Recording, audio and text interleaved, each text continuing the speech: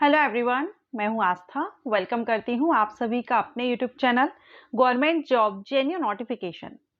आज के इस वीडियो में हम माइनिंग इंस्पेक्टर पोस्ट पर या खनन निरीक्षक हम कह सकते हैं, और इस पोस्ट के लिए फुली सिलेबस हम देखेंगे। क्या सिलेबस रहता है subject wise, and exam pattern, कितने मार्क्स का क्वेश्चंस रहते हैं, किस सब्जेक्ट से कितने मार्क्स के क्वेश्चंस, एंड टोटल कितनी मार्किंग होती है, नेगेटिव मार्किंग, सारी इंफॉर्मेशन आज के इस वीडियो में हम माइनिंग इंस्पेक्टर पोस्ट से रिलेटेड लेंगे। माइनिंग इंस्पेक्टर पोस्ट की जो वैकेंसी है, ये स्टेट लेवल पर वैकेंसीज सभी स्टेट में रिलीज होती है ये नोटिफिकेशन। और इसका जो नोटिफिकेशन है, ये पब्लिक सर्विस कमीशन आपके स्टेट का जो भी जैसे एमपी है तो एमपी पीएससी, यूपी से यूपी पीएससी, सीजी पीएससी, आपके जिस भी स्टेट से आप बिलोंग करते हैं वहां का जो पब्लिक सर्विस कमीशन वेबसाइट है या लोक सेवा आयोग, इसकी वेबसाइट से नोटिफिकेशन रिलीज किया जाता है।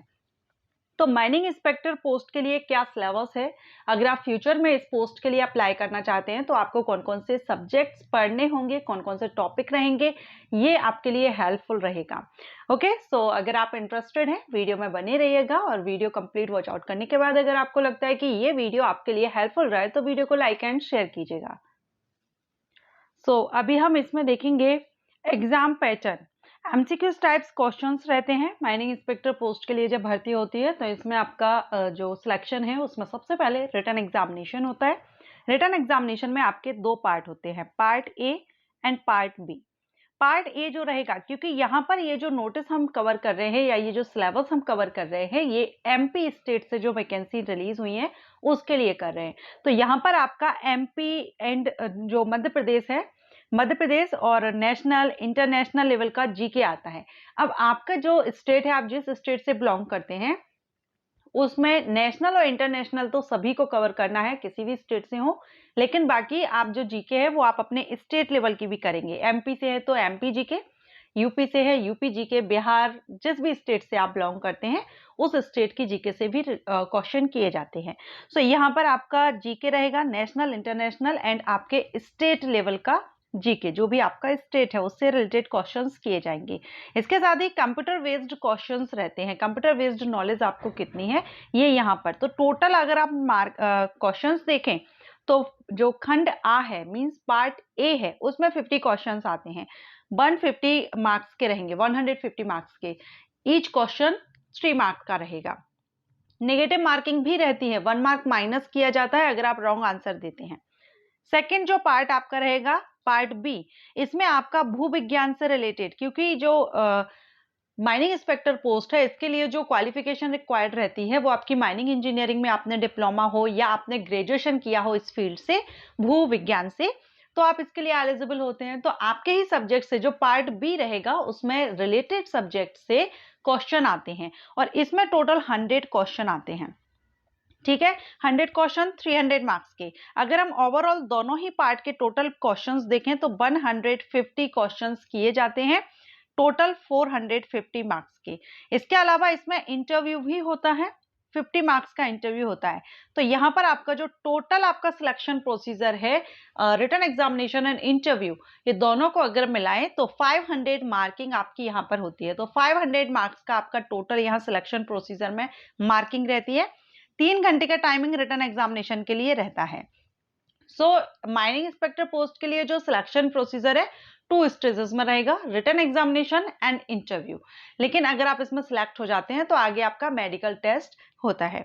नेक्स्ट अगर हम देखें, इसमें हमने देख ही लिया है मार्किंग वगैरह, नेगेटिव मार्किंग, इसको आप और भी देख सकते हैं। एमसीक्यूज टाइप्स क्वेश्चन होते हैं। MCQs type means multiple choice questions. एक क्वेश्चंस के आपको 4 ऑप्शन दिए जाते हैं, जो भी करेक्ट होता है आपको उसमें टिक करना होता है। अगर हम मार्किंग देखें तो देखिए, पार्ट ए और पार्ट बी दोनों ही पार्ट में आपको क्वालिफाई करना जरूरी है।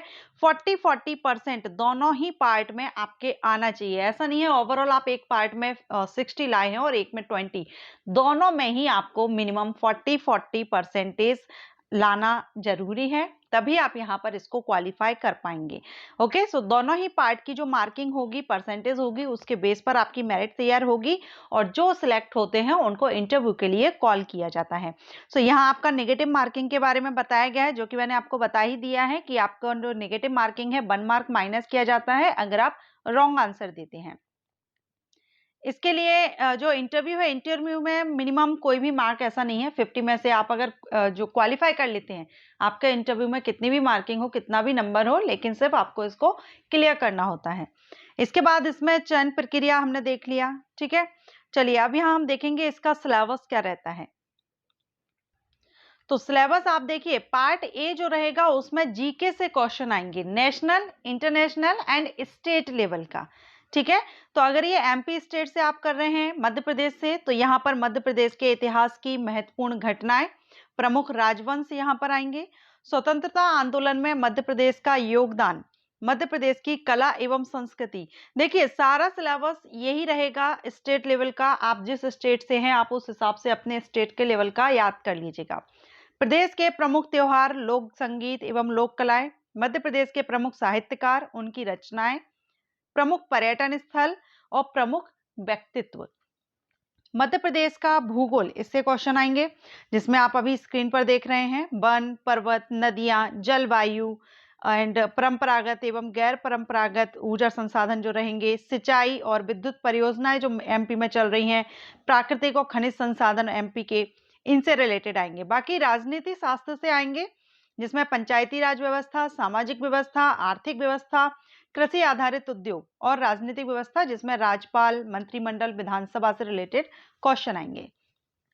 अंतरराष्ट्रीय और राष्ट्रीय और मध्य प्रदेश की समसामयिक घटनाएं, ठीक है, तो ये आपका रहेगा। इसके बाद सूचना संचार प्रौद्योगिकी से e governance, internet and social networking sites, e commerce, robotics, artificial intelligence and cyber security, electronics, computers and सूचना एवं संचार प्रौद्योगिकी।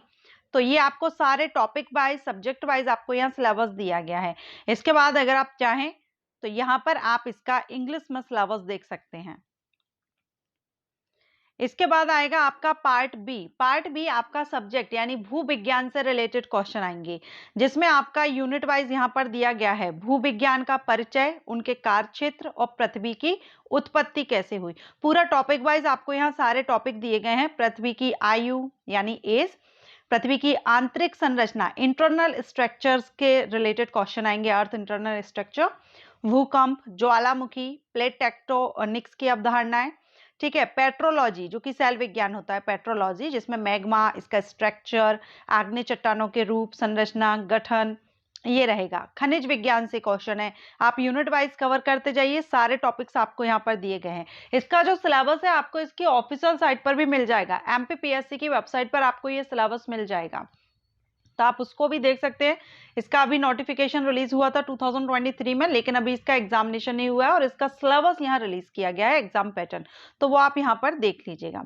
देखिए यहाँ पर टोटल आपको पूरा भूजल विज्ञान, आर्थिक भूविज्ञान, सुदूर संवेदन, जीआईएस, व्यवहारिक भूविज्ञान, ये आपको यहाँ पर सिलेबस दिया गया है। आप इंग्लिश में चाहें तो इंग्लिश में भी यहाँ पर अपना ये सिलेबस देख सकते हैं। हिंदी मीडियम और इंग्लिश मीडियम दोनों ही लैंग्वेजेस में आप ये एग्जाम दे सकते हैं। तो जो भी आपका मीडियम है, यहाँ पर जो सिलेबस रिलीज किया गया है ये भी आपको दोनों मीडियम में अवेलेबल है। आप जो भी आपका मीडियम है, जिस भी मीडियम में आपने अपनी पढ़ाई की हुई है, उस हिसाब से आप यहाँ पर ये पीडीएफ डाउनलोड कर लीजिएगा और अपना सिलेबस देख लीजिएगा यूनिट वाइज। सभी के लिए लगभग सेम होता है, किसी भी स्टेट से वैकेंसीज रिलीज हो, सभी के लिए एग्जाम जो सिलेबस है, एग्जाम पैटर्न है, सेम रहता है। थोड़ा बहुत मार्किंग में डिफरेंस हो सकता है, साथ में जो स्टेट लेवल का जीके रहेगा वो आप अपने स्टेट लेवल की कीजिएगा। ओके, सो आई होप आपको ये वीडियो पसंद आया हो, हेल्पफुल रहा हो। अगर पसंद आया है तो लाइक एंड शेयर जरूर कीजिएगा। Thank you.